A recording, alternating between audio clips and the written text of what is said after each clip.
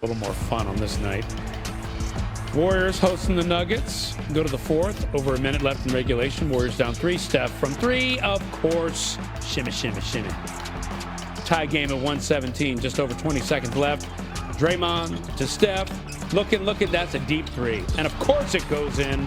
Clutch. Come on. Game tied at 120. Go to OT. 4 minutes into OT. Same score. Jimmy Butler to Steph. Money. Warriors go up 3 and under 30 seconds left in OT. Steph coast to coast to finish them off. 42nd career 40-point game since turning 30. Second most all-time, trailing only MJ, and the Warriors win at 137-131. OKC, Indiana. For the Thunder this season, the games go 58 minutes. Double overtime Tuesday when SGA had 35. A mere appetizer for game 2. Fast forward to the first overtime. The MVP attacking has got 44 points, ties it up. Then the master of the mid-range gets that to go, 46 points. The Pacers would tie and force a second overtime. SGA to the right elbow this time. Some elbow grease off the window. 49 after the foul shot. And then going downhill with the left hand, gets to 51, adds 4 free throws, a double nickel. And the Thunder win their second straight double overtime game. First team ever to do that to start a season. Mr. Perkins joins us now on SportsCenter. Perk, the Thunder racking up some overtime now. I mean, this finals rematch did not disappoint. Pacers hung in there. They basically didn't have a point guard after halftime. What stood out to you about OKC's latest marathon? Well, the first thing is that OKC got to be prepared. Every single night they're going to get their opponent's best shot. That's part of being a champion. That's number one. Number two, that SGA is the best player in the world. That's what stood out to me. Again, when it mattered the most, we saw him take it over. And when you look at the game and how it's being played, he has officially brought the mid-range back. 55 points tonight, doing it in all phases offensively, getting to the free throw line and doing everything he needed to do to lead his team to victory. And then when you look at the depth of the Oklahoma City Thunder, missing Jalen Williams, Chet Holmgren didn't really have it going offensively. You look at Aaron Wiggins, 21 points. You have AJ coming in off the bench. He had 26 points. Their depth is scary for the rest of the league. Like, it's plug and replace. No Alex Caruso tonight, and those guys just keep finding the pieces to come in and produce at a high level. I don't know if winning every game in double overtime is sustainable, but it's sure fun to watch. That's for darn certain. Hey, the late game, that wasn't shabby either. Nuggets and Warriors, they were trading haymakers. Aaron Gordon has his blizzard of threes. Steph comes back with a flurry. How did the Dubs prevail in this one, Perk? You know, to be honest with you, I haven't seen Steph Curry this locked in and this determined in the last 2 to 3 years. He is focused, and there's only one thing on his mind, and that's getting back to the promised land and completing the mission of winning his 5th ring. What he done tonight was Steph Curry at his finest. I mean, carrying this team, well, I wouldn't say carrying this team, but doing it when it mattered the most. 42 points, and then all of a sudden you see the trust in the young Jonathan Kuminga, right, and Steve Kerr, which I think is going to be huge for the Warriors. Jonathan Kuminga, the athleticism that he brings at the wing position, Steve Kerr trusting him in the overtime late in the 4th quarter, that's going to go a long way, because if the Warriors are trying to win a championship, which they are trying to do, Jonathan Kuminga is going to be the most important piece to their success. It all starts with number 30, watching Steph. It never gets old because he never gets old. Dubs 2-0 to start the season. Perk, he remains perfect as well 3 nights in. Good stuff, big man. Appreciate you. Center. The NBA rocked by scandal today as the FBI arrested Trailblazers head coach Chauncey Billups, Heat guard Terry Rozier, and former Cavs assistant Damon Jones on charges of illegal sports betting and rigged poker games. And the allegations are that all 3 were backed by the mafia. It's a stunning piece of news, and it just so happens my co-anchor, also an attorney. So how bad is this for those guys? That's pretty bad. Eastern District of New York, they pursue these cases. They rarely lose them. Their track record is great. And here's the thing. They're trying to make a statement, I think. They want to pursue this to the fullest extent. They want to make sure that, especially with gambling and sports betting becoming so big right now, they will not stand for illegal activities. So this includes possibly years in prison if the charges, based on the charges right now, and there may be more to come. And by the way, the accusations against Billups, particularly alarming, as U.S. Attorney Joseph Nocella detailed today. The scheme targeted victims known as, quote, fish, who were often lured to participate in these rigged games by the chance to play alongside former professional athletes who were known as, quote, face cards.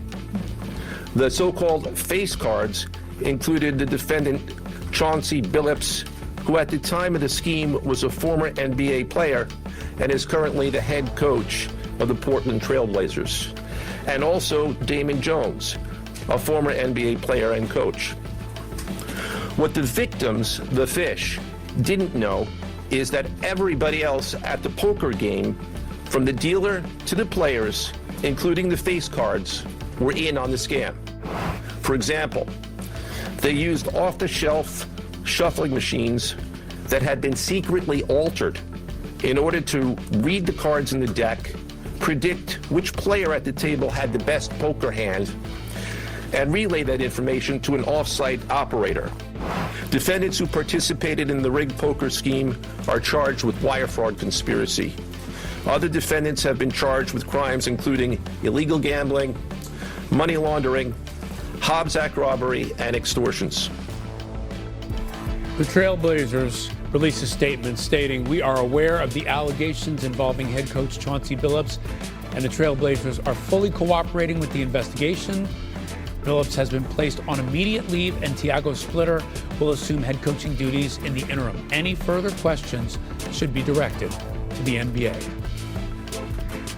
We now bring in Brian Whithurst for more information on the ongoing gambling investigation surrounding the NBA. Brian, what is the league's biggest issue with the investigation in regards to player availability?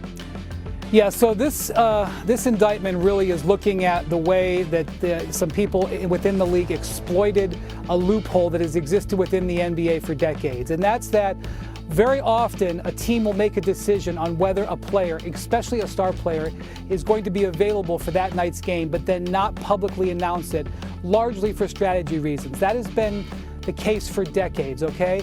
And there are a certain amount of people who know and can profit from that information. And that is what the federal government is alleging happened here with Chauncey Billups, with Damon Jones, and with at least one Orlando Magic player who let the people know, and that those people use that information to exploit it and bet on it. Now, as sports betting has become more proliferated around the country, the NBA recognizes this problem and they have made adjustments. They have tightened their rules on injury reporting. They have increased transparency.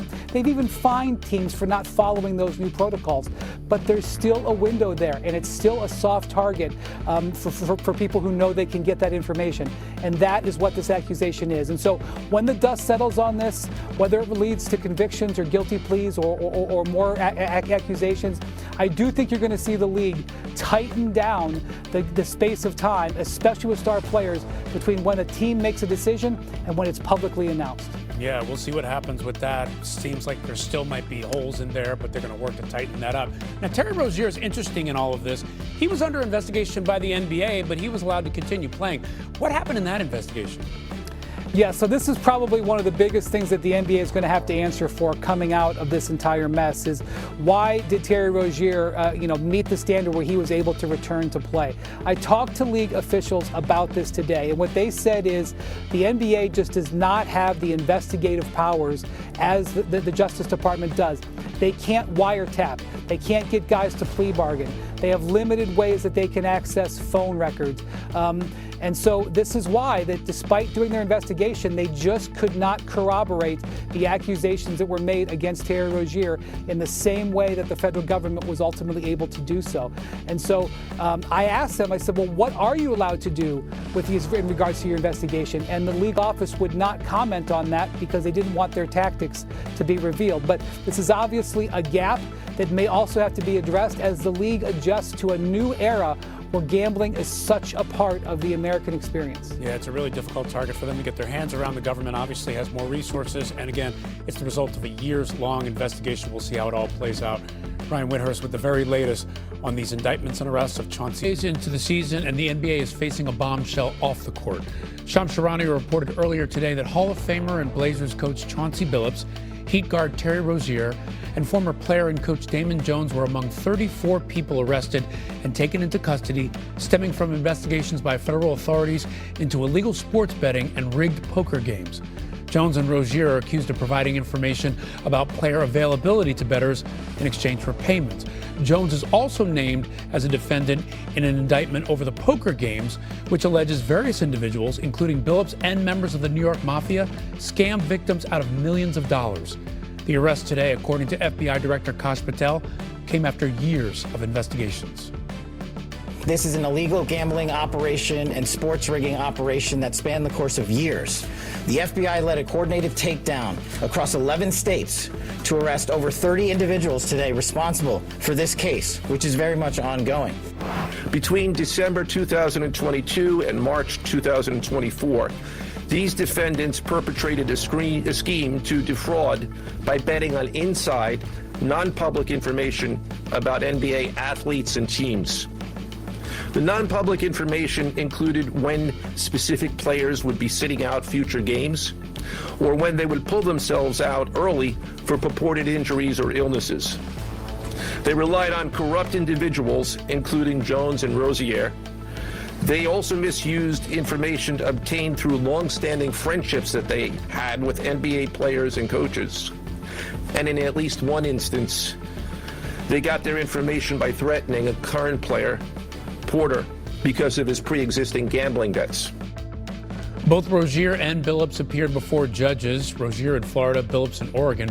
Both were ordered to be released upon providing substantial bond and surrendering their passports, and both are prohibited from gambling. The NBA has placed them on leave from their teams. Each count of wire fraud and money laundering conspiracy they face carries no more than 20 years in prison. The NBA released a statement, quote, "We are in the process of reviewing the federal indictments announced today. Terry Rozier and Chauncey Billups are being placed on immediate leave from their teams, and we will continue to cooperate with the relevant authorities. We take these allegations with the utmost seriousness, and the integrity of our game remains our top priority."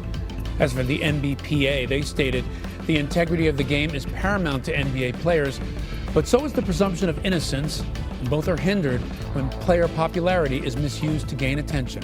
We will ensure our members are protected and afforded their due process rights through this process." ESPN sports betting reporter David Purdom joins us. David, I think when people hear wire fraud and money laundering, their eyes tend to glaze over. So explain to us in layman's terms both these cases. Let's start with exactly what Chauncey Billups is accused of doing. So there were two indictments today. One was centered on rigging illegal poker games, and the second one was centered on illegal sports betting. The one that Chauncey Billups was implicated in and named in was centered on the poker.